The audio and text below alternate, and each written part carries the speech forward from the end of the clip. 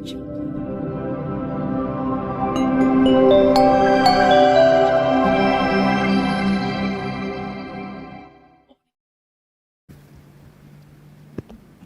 Buddhaya Bante. Namo Buddhaya. Yang pertama itu mengenai film yang Helen Walker itu saya ada filmnya Bante, The Miracle Worker. The Miracle of The Miracle Worker.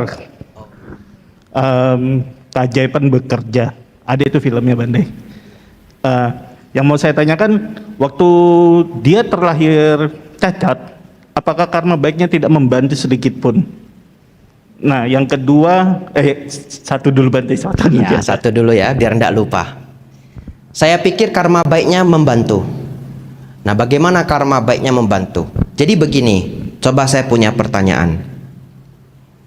Ini kuis ya, kuis tidak berhadiah, karena saya datang nggak bawa hadiah. Kuis tidak berhadiah. Tanya untuk Bapak Ibu semua. Coba renungkan, kalau kita melempar batu kecil dan batu besar ke dalam sungai, batu kecil dan batu besar, batu mana yang mendarat?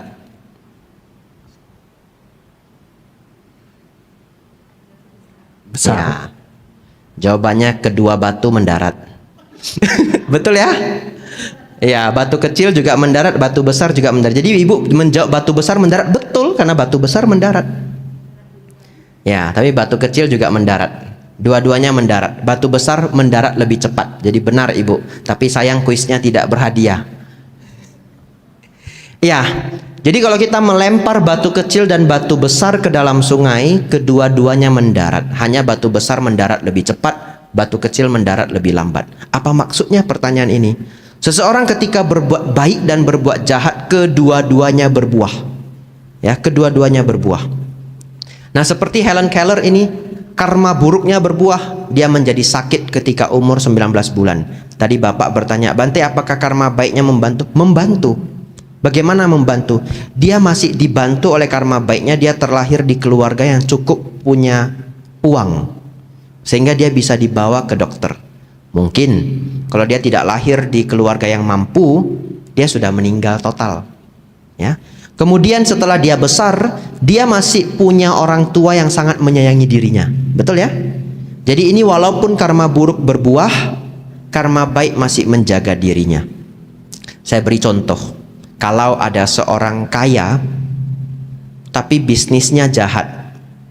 Katakanlah dia seorang mafia, bisnisnya itu sering nyulik anak orang kemudian dia jual. Ini contoh saja ya. Contoh saja. Saya nanti jangan diculik ya. Ini contoh saja. Mana tahu ada yang beneran ada kemudian saya tiba-tiba hilang ya. Ini contoh saja. Jadi dia mafia, dia sering nyulik anak orang kemudian jual ke luar negeri. Kemudian dia jadi kaya raya. Tapi dia senang berdana. Kacaunya begitu. Dia berdana ke banyak lembaga. Jadi ini mafia baik hati. Di satu sisi dia berbuat kejahatan luar biasa, di satu sisi dia berbuat baik. Ini hanya permisalannya, karena karma itu tidak bisa kita hitung. Kemudian di kehidupan yang akan datang, anggaplah dia masih punya cukup karma baik di kehidupan lampau, sehingga dia tidak langsung jatuh ke neraka. Dia lahir sekali lagi di alam manusia. Lalu dia lahir bagaimana? Dia lahir jadi seorang anak yang cacat, tunagrahita. Cacat, tidak bisa ngapa-ngapain, makan aja susah, jalan susah, tapi keluarganya mapan. Kenapa begitu? Karena dia dulu berbuat jahat, menculik anak orang. Tapi dia juga berbuat baik, berdana ke fakir miskin. Hari ini dia merasakan keduanya. Dia terlahir cacat, badannya sering sakit, kalau sakit sampai teriak-teriak, menjerit-jerit. Ya, tapi dia masih bisa makan yang enak, dia masih bisa tidur di tempat yang nyaman. Nah, ini adalah contoh ya. Nah, untuk pertanyaan Bapak tadi, ya menurut saya dia masih dilindungi oleh karma baiknya, keluarganya masih menjaga merawat dengan baik. Ya, pertanyaan kedua boleh? Kalau nggak ada yang bertanya baru saya tanya Bante. Bagaimana? Kalau nggak ada yang bertanya baru saya bertanya lagi. Boleh ya, silakan. Begini Bante, saya mau bertanya tentang law of attraction. Apakah itu berhubungan dengan karma baik yang telah dilakukan. Jadi sebenarnya begini Bante, saya sendiri sering mengalami, yaitu seperti mukjizat ya Bante ya. Apa yang kita inginkan itu bisa terwujud, walaupun saya tidak berada di tanah ataupun punya keinginan, tapi kadang-kadang terpikir, terbersit, dan itu bisa terwujud. Nah ini pertanyaannya Bante, bagaimana mengontrol supaya itu nggak terwujud? Karena saya berpikir sangat sayang karma baik itu berbuah pada saat tidak urgent. Itu aja Bante, terima kasih. Ya, Anumodana pertanyaannya ya. Berarti Ibu dari Medan. Kalau orang Medan ketemu orang Medan, itu nanyanya itu bukan apa kabar, tapi nanyanya Cak Paboy, Cak sudah Paboy. makan belum ya? Tapi Ibu tadi nggak berani nanya Bante Nggak berani. Cak Paboy ya. Karena nanti saya tanya, saya jawab B, saya Cak Leo, sudah nggak boleh makan ya. Ya pertanyaannya bagus sekali. Yang pertama, law of attraction. Law of attraction itu artinya ada satu konsep pemikiran. Saya ulangi ya, konsep pemikiran. Jadi tidak terbukti secara ilmiah ya, bahwa ketika seseorang mengarahkan pikirannya pada apa yang dia inginkan, maka keinginannya bisa dicapai. Kalau dia sendiri menganggap bahwa keinginan itu pantas untuk dirinya. Misalkan begini, coba saya ajak Bapak Ibu berpikir, saya ingin ke planet Mars bulan depan. Kemudian kita juga berpikir apa? Mana mungkin, mau naik apa ke Mars?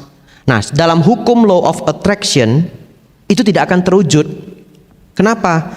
Kita punya keinginan, keyakinan mau ke Mars bulan depan, tapi pikiran kita sendiri juga yang ngeblok. Anda mungkinlah bisa ke Mars, belum ada kendaraannya.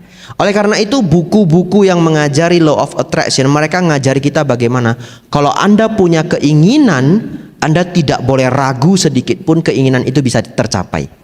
Itu disebut hukum law of attraction. Dulu dikembangkan, diajarkan oleh Rhonda Bryan, nama bukunya Secret. Itu diterbitkan tahun 2006.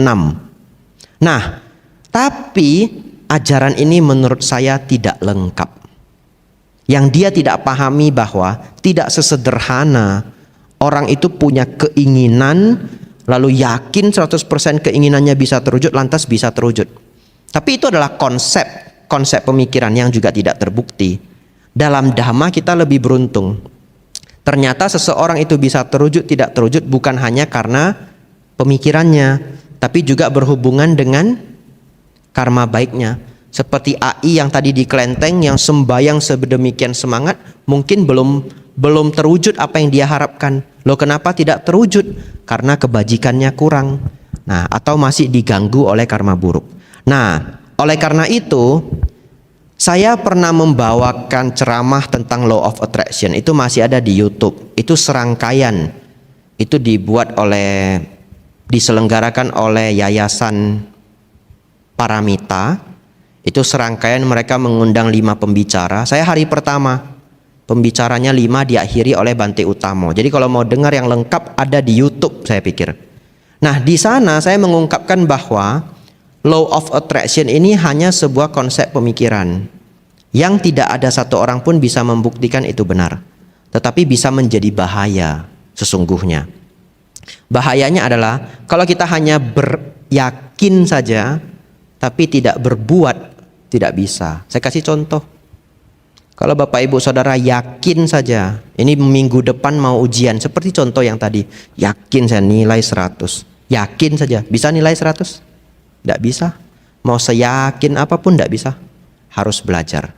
Nah, kembali ke pertanyaan Ibu. Lalu Bante, nanti kalau ada yang tidak lengkap ditanyakan lagi ya. Ya, bagian mana yang tidak lengkap. Bante, saya sering apa yang saya pikirkan itu terwujud. Tapi bagaimana dikontrol supaya tidak terwujud? Lah, jangan. Kalau harapan bisa terwujud bagus. Nah, caranya begini. Ini ada di dalam Dhamma. Nah, jadi kalau seseorang karma baiknya berbuah, itu kan berarti karma baik Ibu berbuah. Betul ya?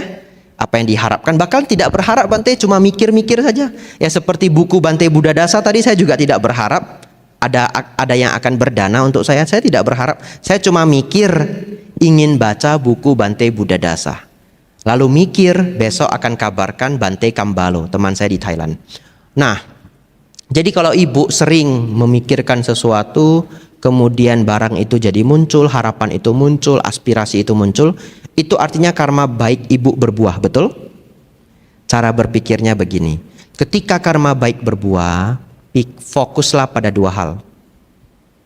Yang pertama, karma baik ini adalah kebajikanku di masa lampau, betul? Ya, karma baik ini adalah kebajikanku di masa lampau. Yang tadi ibu takut nanti jadi habis. Setelah karma baik ini berbuah, akan saya tanam kembali. Jadi kalau bapak ibu saudara kebajikannya berbuah, ini karma baik saya di masa yang lampau. Apa yang harus saya lakukan? Saya tanam kembali. Tanam kembali bagaimana? Seperti hari ini, datang ke wihara, belajar dhamma, merawat sila, praktek berdana. Jadi berbuat karma baik itu tidak hanya selalu cerita berdana. Itu adalah konsep masyarakat, berbuat baik hanya soal berdana.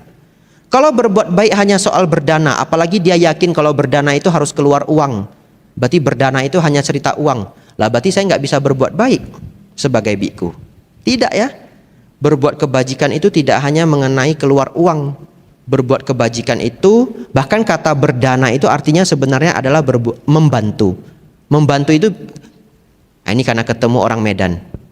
Ului cut lui, ulat cut lat. Ya, mungkin ada yang paham ya. Ada uang keluar uang, ada tenaga keluar tenaga. Jadi berdana itu bisa dana uang, bisa dana tenaga. Bisa berbuat baik bagaimana? Kasih nasihat ke teman, ngajarkan dharma kalau dia butuh. Kalau teman kita lagi stres, kita dengerin jadi temannya, begitu ya? Ini berbuat baik. Jadi kalau kebajikan kita berbuah, seperti ibu sering berbuah kebajikannya, sederhana. Renungkan ini karma baik masa lampau yang berbuah, akan saya tanam kembali. Ibu lanjut berbuat baik. Berbuat baiknya apa? Merawat sila, mendengarkan dharma, berdana, kalau ada waktu bermeditasi. Lalu pemikiran yang kedua, kalau kebajikan saya berbuah, saya pancarkan. Bagaimana cara pancarkan kebajikan? Maaf. Bagaimana memancarkan karma baik yang berbuah? Kalau misalkan kita dapat hal yang kita harapkan, contoh dapat bonus, dapat rejeki, dapat proyek. Cara memancarkannya sederhana. Misalkan pulang ke rumah, ceritakan ke keluarga. Begitu kita cerita ke keluarga, kita punya kebahagiaan. Keluarga kita ikut bahagia enggak? Ikut bahagia, itu memancarkan kebahagiaan. Jadi ketika kita bahagia, kebahagiaan itu kita pancarkan. Atau mungkin pulang seneng gitu ya, traktir keluarga, traktir teman dekat, itu memancarkan kebahagiaan dan juga sekaligus menanam kembali kebajikan. Jadi ibu jangan belajar mengontrol supaya karma baiknya jangan berbuah, sayang ya. Kalau sudah berbuah bagus, nanti tinggal ditanam kembali. Tidak akan habis kok, jangan khawatir ya. Orang yang banyak kebajikan tidak akan habis dipakai. Kemarin saya ketemu juga di Makassar, ibu-ibu sudah sepuh. Umurnya sudah hampir 80. Kemudian datang ke Bante. Datang ke saya. Bante, ini loh Bante, anak saya Bante suka bawa saya ke luar negeri. Terus tiap hari beliin saya makanan yang mahal-mahal. Saya takut Bante karma baik saya habis, katanya begitu. Jadi mungkin dia minta saya untuk larang anaknya beliin makanan, bawa ke luar negeri begitu ya. Tapi saya beritahu, ibu jangan khawatir. Jasa ibu sebagai orang tua yang baik itu, bagaimanapun anak membalas tidak akan habis. Tidak akan habis. Bahkan Sang Buddha mengatakan begini, walaupun seseorang memangku atau memanggul ibunya di kanan dan ayahnya di kiri, menampung kotoran mereka dalam waktu yang sangat lama, pun tidak akan bisa membalas kebajikan orang tua. Jadi tidak akan habis karmanya. Nah, kemudian Sang Buddha melanjutkan, satu-satunya cara untuk bisa membalas kebajikan orang tua, ibarat kata yang seimbang dengan apa yang mereka berikan kepada kita, adalah mengajarkan mereka dhamma. Nah, itu adalah syair di dalam sutta. Nah, jadi saran saya, ya jangan khawatir habis ya. Tidak akan habis kok kalau ditanam kembali. Lebih kurang begitu ya. Ya, anumodana. Ada lagi pertanyaan? Silahkan.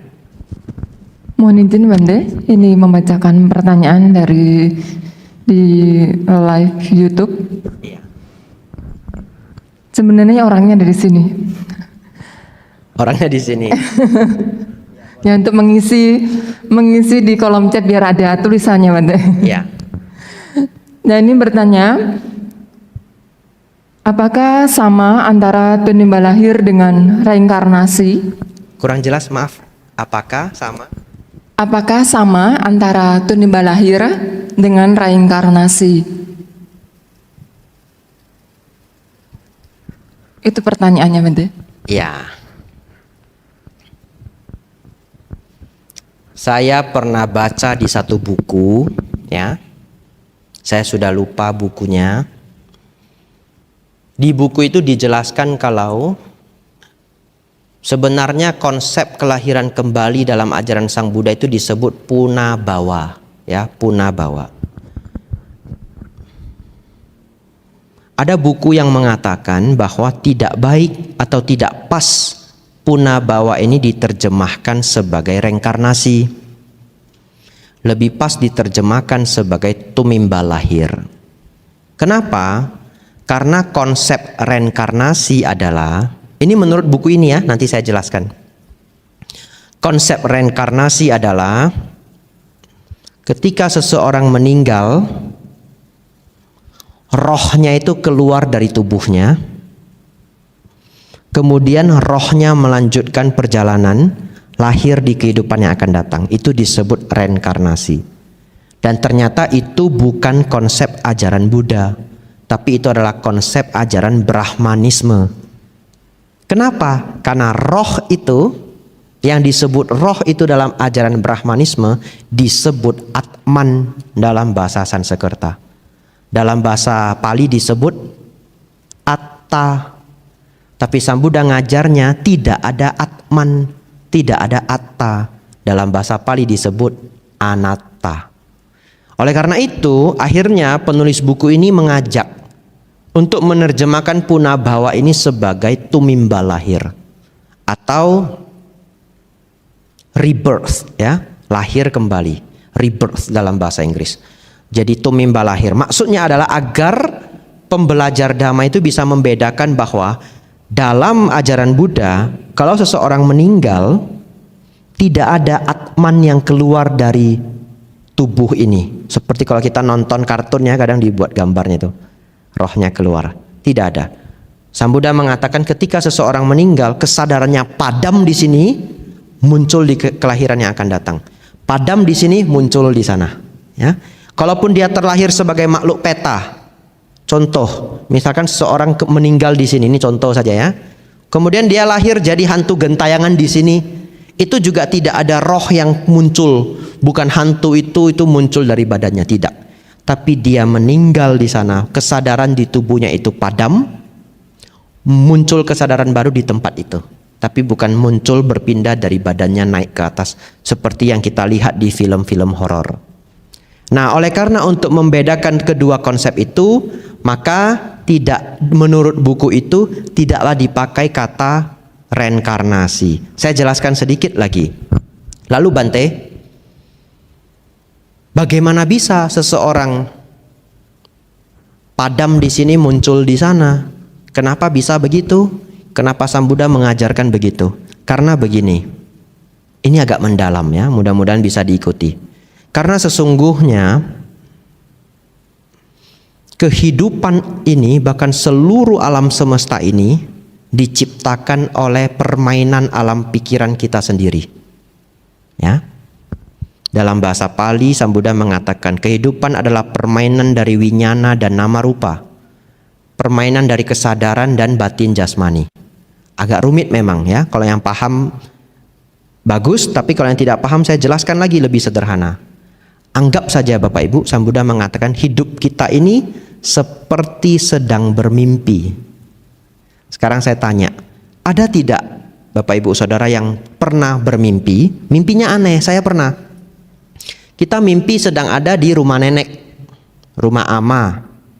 Tiba-tiba buka satu pintu masuk, kita sudah di Australia. Pindah. Kemudian jalan-jalan tiba-tiba ke Hong Kong. Jadi satu mimpi ke 3 tempat, 3 negara. Indonesia, Australia, Hong Kong. Siapa yang pernah bermimpi bisa pindah tempat? Ada? Ada ya. Ada yang pernah, ada yang tidak. Ada 2 yang mengangguk kepala. Setidaknya saya ada supporter ya.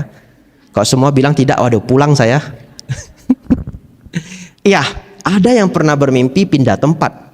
Pertanyaan saya, kalau kita bermimpi dari Indonesia pindah ke Australia, pindah ke Hong Kong, 3 negara dalam satu mimpi, betul ya? Pertanyaan saya, sebelum di Indonesia kita di mana? Tidak tahu. Tadi Indonesia ke Australia kemudian ke Hong Kong, betul? Pertanyaan saya yang kedua, setelah ke Hong Kong kita kemana? Nggak tahu. Kenapa jawabannya nggak tahu? Aneh. Kan harus ada tujuannya. Saya kan tanya kemana? Jawabannya apa? Karena hanya mimpi. Betul ya? Tidak ada. Jawabannya bangun. Jadi kalau saya tanya setelah dari Hong Kong, Bapak Ibu kemana? Bangun.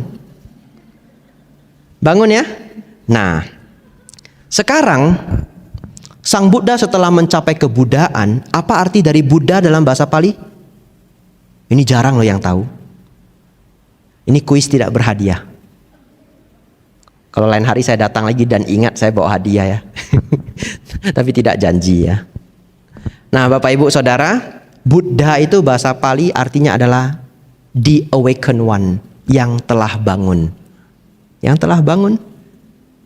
Kenapa yang telah bangun? Karena beliau sudah bangun dari mimpi yang sangat panjang yang disebut samsara. Lahir mati, lahir mati, lahir mati, lahir mati. Lahir mati di mana? Di alam pikiran kita sendiri. Setelah berakhirnya kehidupan terakhir, beliau mencapai kebudaan. Beliau hanya mengatakan menjadi yang bangun. Nah Bapak Ibu Saudara, kenapa proses meninggalnya seseorang itu anatta, anatman, lenyap di sini, muncul di sana? Karena sesungguhnya kesadaran kitalah yang menciptakan kehidupan. Ya, tidak ada roh yang keluar kemudian jalan begitu. Nah, oleh karena itu yang menjadi pemahaman tumimba lahir atau punabawa dalam ajaran Buddha. Menjawab pertanyaan itu kembali, saya simpulkan bahwa kalau saya pribadi tidak masalah ya umat Buddha menggunakan kata reinkarnasi selama dia sudah tahu reinkarnasi dalam Buddhis itu tidak ada roh yang keluar dari tubuh kemudian jalan ya. Tidak ada konsep seperti itu. Dia paham bahwa reinkarnasi itu adalah punabawa, yang konsepnya tadi sudah saya jelaskan panjang. Tapi kalau dia menulis artikel ilmiah Buddhis, ya barangkali sangat baik dia tidak menulis reinkarnasi. Kalau dia misalkan kuliah, buat artikel ilmiah ya. Tapi kalau dalam kehidupan sehari-hari ya kita sudah lama menggunakan kata reinkarnasi. Jadi itu bedanya tumimba lahir dengan reinkarnasi. Mudah-mudahan cukup jelas ya. Ya. Boleh lagi bertanya? Coba. Saya tidak tahu bagaimana waktunya. Ya, ada yang mau bertanya silakan. Ini adik pintar sekali bertanya. Malam Bante, Malam ya. saya mau tanya, apakah benar kalau kita sering meditasi bisa buat karma lampau kita yang buruk bisa terhapus? Terima kasih Bante. Apakah kalau kita sering bermeditasi, apakah benar karma buruk lampau kita bisa terhapus? Ya. Begitu ya? Oke. Wah, ini susah jawabnya ya. Wah, anak kecil kok jawabnya susah ya. Wah, pintar sekali. Ya, terima kasih pertanyaannya. Jadi, kalau kita memiliki karma buruk di kehidupan lampau, dan kita pasti punya ya. Kita pasti punya. Bahkan menjadi biku pun masih bisa sakit. Kenapa sakit? Karena masih ada karma buruk di kehidupan lampau. Kan saya jadi bikunya baru 7 tahun. Sebelum itu pasti pernah melakukan kejahatan. Ya dulu kecil saya juga nakal ya, kalau ada siput taruh garam gitu ya. Ya waktu itu belum kenal dhamma. Kemudian di kelas belajar cacing planar kalau nggak salah. Yang katanya kalau dipotong cacingnya belah dua, cacingnya jadi hidup dua-duanya.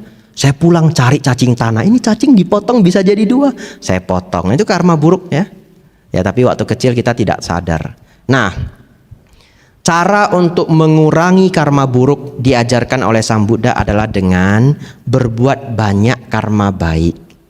Karma buruk itu diibaratkan oleh Sang Buddha seperti batu garam. Karena zaman dulu kalau garam itu masih bentuk batu. Kalau Bapak Ibu beli di minimarket itu sekarang garam beriodium itu dihancurkan jadi bentuk pasir. Garam pasir. Kalau dulu garam batu. Karma buruk itu seperti garam batu. Karma baik itu seperti air. Kalau seseorang karma baiknya sedikit, katakanlah karma baiknya hanya seperti segelas air. Dimasukkan batu garam yang segenggam besar ini ke dalam gelas itu. Aduk sampai larut. Pertanyaan saya, apakah airnya sangat asin? Jawabannya iya, sangat-sangat asin. Itu kalau diminum bisa mati itu ya. Ini benar ini. Tapi jangan ditiru ya. Apalagi yang nanya anak-anak. Zaman Tiongkok kuno itu ada cara metode bunuh diri. Makan garam banyak-banyak, setengah kilo atau 1 kilo. Lalu dia akan meninggal karena dehidrasi. Ya. Nah, Sang Buddha mengajarkan kalau kita merasa atau kalau seseorang memiliki banyak karma buruk, yang bisa dia lakukan adalah berbuat banyak kebajikan. Ini seperti menambahkan air di garam tadi. Sekarang pertanyaannya adalah, kalau 1 gelas garam batu ini, kemudian saya lemparkan garam ini ke dalam sungai, lalu kita cicip air sungai itu, apakah asin? Tidak akan asin ya, karena airnya banyak sekali. Terus saya tanya, apakah di sungai itu ada garam? Ada ya, di sungai itu ada garam. Garamnya tidak habis, tidak hilang, tetapi menjadi tidak terasa. Nah, itu cara untuk mengurangi karma buruk. Karma buruknya juga tidak hilang sebenarnya, tapi karma buruk itu menjadi tidak terasa. Jadi tidak ada konsep menghapus karma buruk. Saya pikir jarang sekali ada orang cerita, mari Bapak Ibu menghapus karma buruk, karena memang bukan itu konsepnya ya. Jadi kalau Bapak Ibu nanti tiba-tiba ada ritual penghapusan karma buruk 1 paket 5 juta, jangan ikut ya.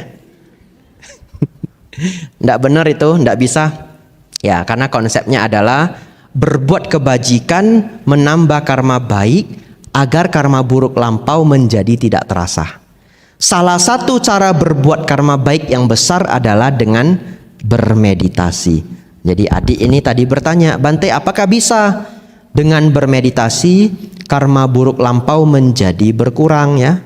Kalau habis sih tidak bisa, karena kalau karma itu habis itu arahat ya. Ya, tapi kalau meditasi sampai arahat betul ya. Nah, meditasi sampai arahat betul. Ya, tapi kalau dia bermeditasi, dia berbuat karma baik, di sana dia menambah air, menambah air, menambah air. Ketika 1 hari karma buruknya berbuah pun tidak terasa. Contoh, misalkan Bapak Ibu, nanti ini belajarnya hari ketiga. Ini hari pertama ya, kelas saya 3 hari. Nanti hari terakhir kita belajar meditasi. Kalau hari pertama belajar meditasi, waduh gawat, belum kenal sudah meditasi ya. Nanti hari terakhir kita belajar meditasi. Nah Bapak Ibu Saudara, contoh dulu saya, nah contoh yang buruk-buruk biar saya saja. Contoh dulu saya sering mencela orang lain ya. Kemudian di kehidupan ini karma buruk itu berbuah. Saya sering dapat celaan dari orang, bahkan orang yang nggak kenal juga mau celah saya. Tapi beruntung saya sering praktek meditasi di rumah. Nafas masuk, nafas keluar. Sehingga batin saya menjadi lebih seimbang, lebih tenang. Istilah kata lebih UPK dalam bahasa Pali. UPK ini dalam kehidupan sehari-hari prakteknya bagaimana? Kalau seseorang batinnya sudah UPK, maka dia dipuji tidak terbang, dicela tidak terluka. Ya, untuk tahap awal. Tapi kalau kita cerita UPK tahap tinggi, itu adalah pencapaian jana keempat. Nanti silakan hadir hari ketiga ya. Silakan hadir hari ketiga. Nah, seseorang sering berpraktek meditasi sehingga batinnya menjadi lebih seimbang. Kemudian karma buruknya berbuah. Tiba-tiba dia dicela di kantor, dimarahi orang. Dimarahi orangnya berbuah tidak? Berbuah, buktinya dia dimarahi orang. Tapi batinnya tidak sakit. Betul ya? Batinnya tidak sakit. Itu persis seperti garamnya masih ada, tapi sudah tidak asin. Betul ya? Jadi dia masih dimarahi orang, pulang rumah dimarahi mertua, pergi kerja dimarahi bos. Ini orang kok sedih sekali ya. Batinnya seimbang. Nah, itu menjawab pertanyaan adik tadi. Apakah bisa Bante bermeditasi itu mengurangi karma buruk? Jawabannya bisa, ya. Apakah bisa Bante bermeditasi sampai habisnya karma? Kalau habis itu bukan, tapi menjadikan karma tidak terkondisi berbuah sama sekali, itu bisa kalau dia bermeditasi sampai pencapaian arahat. Seperti contohnya Bante Anggulimala. Walaupun banyak membunuh, beliau mencapai arahat, kemudian karma buruknya ada, tapi tidak bisa terkondisi untuk berbuah. Sebenarnya bisa saya jelaskan, tapi kalau mau jelaskan ini 30 menit lagi, begitu ya. Jadi ya jawabannya sampai di sini saja. Ya. Anumodana ya. Nanti kalau bingung, ini ada rekamannya, didengar ulang ya, karena panjang sekali. Ada lagi mau bertanya silahkan. Nggak jadi. Malam. Besok masih ada. Boleh silakan. Waktunya masih cukup enggak? Kalau sudah mau habis waktunya, ini pertanyaan terakhir boleh ya. Biasanya pulang jam berapa di sini? Acaranya biasanya sampai jam berapa? 9-an ya. Ya. Maaf Bante, saya bertanya. Ini sebenarnya udah cukup saya bingung juga ini. Ketika Sang Buddha telah mencapai Buddha, tapi masih menerima karma jeleknya itu berbuah. Itu kenapa Bante? Padahal beliau udah menjadi Buddha. Terima kasih. Itu yang tidak saya jelaskan tadi, yang 30 menit tadi itu. Tidak apa-apa, saya jawab singkat ya. Ya, nanti kalau mau nanya hari ketiga nanya lagi. Ya, kalau ada waktu saya jelaskan. Begini, karma itu memang tidak bisa habis. Karma itu memang tidak bisa habis. Dia tetap akan berbuah walaupun seseorang sudah mencapai arahat. Tetapi itu tidak mengganggu sang arahat sedikit pun. Itu yang pertama. Kedua, itu hanya sampai arahat itu hanya masih berlaku ketika arahat itu punya tubuh. Jadi ketika seseorang arahat hancurnya tubuh atau meninggal dunia, tubuh ini sudah rusak, itu di end semua habis. Ya. Jadi itu hanya berlaku ketika Sang Buddha masih memiliki tubuh fisik. Beliau masih sakit, tapi itu tidak mengganggu. Loh Bante, kok bisa tidak mengganggu? Karena beliau punya tingkat samadhi yang sangat tinggi. Contoh, ketika beliau mulai sepuh, mendekati umur beliau hampir mahaparinibbana ya, kebetulan ini rupangnya rupang mahaparinibbana. Beliaunya meninggal mahaparinibbana di umur 80. Jadi di sekitar mendekati umur 80, beliau mengatakan bahwa tubuhku sudah seperti kereta tua yang rusak di sini, rusak di sana, sakit di mana-mana. Dan beliau mengalami sakit perut dan juga sakit pinggang. Itu hanya ketika beliau sadar, dalam artian berkomunikasi dengan masyarakat.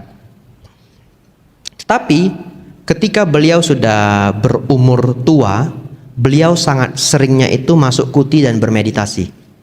Kenapa? Karena begitu beliau meditasi, beliau masuk ke dalam keadaan nibbana. Di sana tidak ada rasa sakit. Nah, dan yang kedua, rasa sakit beliau itu juga sangat minim. Karena beliau memiliki konsentrasi jana. Sebenarnya tidak bisa lagi dikatakan konsentrasi jana, tapi pikiran yang muncul dari keadaan nibbana. Tetapi ada contoh lainnya, seorang Bante namanya Bante Anuruddha. Nah, jadi waktu itu Bante Anuruddha itu sakit parah ketika beliau sudah tua. Bukan sakit parah, tapi sakit yang berat. Dan penyakit itu harusnya sakit sekali. Bagi orang normal itu sakit-sakitnya sakit sekali begitu. Tapi beliau seperti normal saja, seperti tidak sakit. Lalu murid-muridnya yang para biku nanya, Bante kenapa? Kan ini penyakit yang berat, tapi kok Bante seperti tidak sakit? Jawaban Bante Anuruddha adalah, oh, karena saya mempertahankan Satipatthana hadir setiap waktunya. Nah, jawaban Satipatthana hadir setiap waktunya itu adalah pemahaman sinonim lainnya adalah beliau memunculkan jana setiap waktunya. Nah, tentu ini nanti saya jelaskan hari ketiga ya, menjadi lebih lengkap. Nah, oleh karena itu, walaupun karma buruk ini berbuah, ya, beliau masih sakit perut, Sang Buddha masih sakit pinggang, tapi itu tidak banyak mengganggu, ya, karena konsentrasi beliau itu tidak di level kita.